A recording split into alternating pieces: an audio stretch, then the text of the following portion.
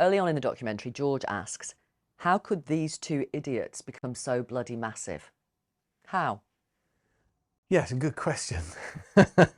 Well, the music was superb. We took the recording, the songwriting, the recording seriously, but not us. Neither of us formed a band initially as schoolboys to be celebrities or to have fame thrust upon us. We did it to write songs and perform. George says this of you in the documentary. Andrew was this kind of idol that I had. He was the first person I'd ever hung around with that was much stronger than me. Almost everything came from Andrew. Andrew changed my life in exactly the way someone needed to change my life if I was going to be a pop star. No one knew then in the 80s, when Wham were at the height of their fame, really what your contribution was, how important you were to this band. You co-wrote Wham Rap, Club Tropicana, Careless Whisper.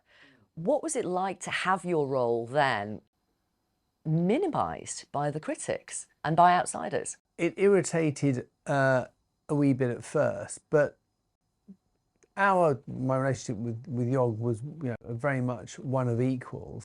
It could never have been worked otherwise. And Wham was always more than the sum of its parts. I think that's what I think gave it its sort of unique quality and character. So I learned to live with it. Did you? Yeah. One can't let those things weigh one down. They'd be an encumbrance that would inhibit so much of life. Famously, you were invited on Top of the Pops, which I should say to our younger viewers, absolutely every teenager watched back then. How important was that TV appearance in taking Wham to stratospheric heights?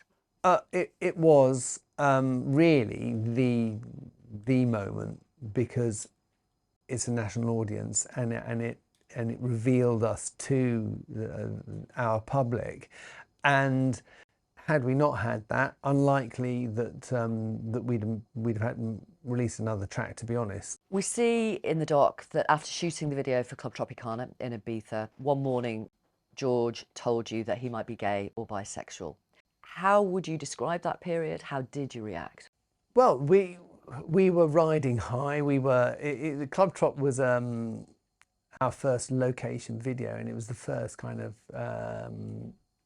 inkling of our elevation status, and we were sort of shooting a video but also on holiday. He gave me a ring and asked me to go and see him, or just to come and have a chat. It made no difference to us. I couldn't see that it would make any difference.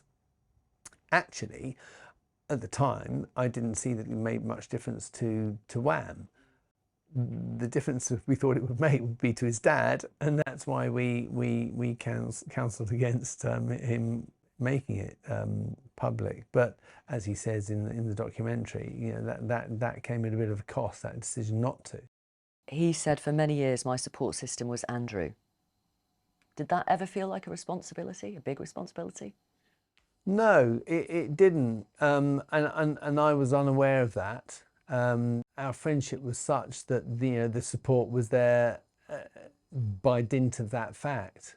Certainly that's how I felt. We had been in each other's company and pockets for a decade and more. And I think he was referring to when he then embarked upon his George Michael career proper, because it's when you're on your own, it's a very different kettle of fish. You met each other at school. What did you think of him when you saw him first, George? Keeping it as clean as you can. Well, it's difficult, really. And what did I first think of him? I thought he was pretty loud, brash, young thing. You admired him, in other words? Oh, yeah. I thought, now there's a boy I want to sit next to. George speaks of the end of the band.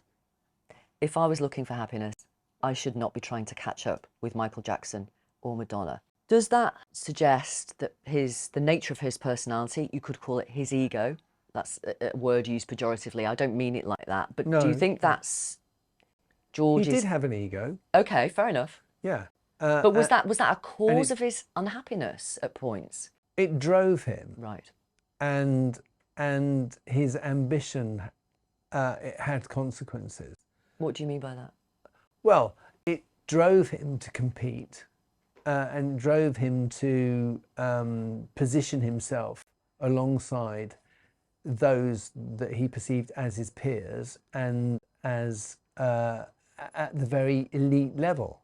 And, you know, that ambition and aspiration did have a personal cost. It would have a personal cost for anyone. How would you describe the personal cost to him then? Well, he was a very private man, and he enjoyed the company of his friends. He wasn't particularly gregarious beyond that situation, and he didn't like the intrusion. He didn't really. It was very much a sort of Faustian pact that he had with success, because he really didn't like the aspects of the fame, the negative aspects of fame that came with success. I know you went to see ABBA Voyage in East London, where we see 2D versions of ABBA from 1979. They are avatars. What did you think of it? I absolutely loved it. I was transported. Can you ever envisage trying to recreate something like that for Wham? Yes. Can you? Yeah, I think it would be fantastic to have Wham at its pomp playing live. So would I, but obviously George Michael is no longer here. Are there ethical questions? Of course there are ethical questions, and that decision would be a mutual decision between myself and the estate, should it ever come to it. And I can't speak for them. I don't know how they would feel about it, but I think it could be done. I think it could be done exceptionally well. I'd pay to go and see it. How much do you miss him? Well, a lot. Not all the time, but you know, it's like when you lose someone. The intensity of that loss reduces over time, and the frequency. But there are obviously moments where our relationship is thrust front and foremost. The documentary is one. So, you know, I've been closer to Yog over this last 2 or 3 years than I had for a little while. And obviously you love him still dearly. Yeah, I think anyone who knew him loved him and had a great affection for him. You know, he was an exceptionally kind and generous friend, and he was bloody funny as well. Andrew Ridgeley, thank you very much for talking to us. You're very welcome. Thank you, Victoria.